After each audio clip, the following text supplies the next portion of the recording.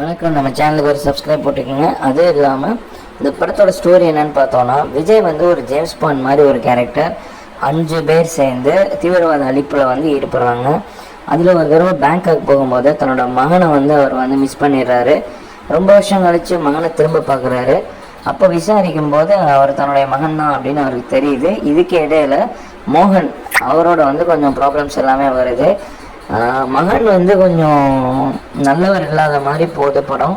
But பார்த்தீங்க அப்படின்னா அதுக்கப்புறமேட்டுக்கு தான் என்ன நடந்துச்சுன்னு நமக்கே தெரியுது.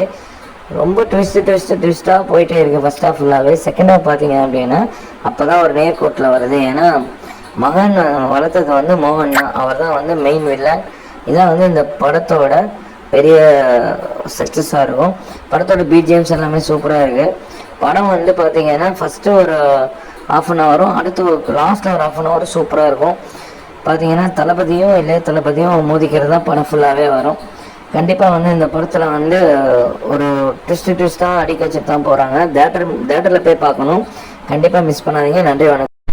மகனை வந்து திருத்தினாரா, இல்லை வில்லனை அழிச்சாரா, இல்லை அடுத்து என்ன நடந்துச்சு, அப்புறம் முக்கியமாக ட்ரைலரில் வர மாதிரி சென்னையில் குண்டு வச்சது எப்படி எடுத்தாங்க, அதெல்லாம் தான் அந்த படத்தோட கதை.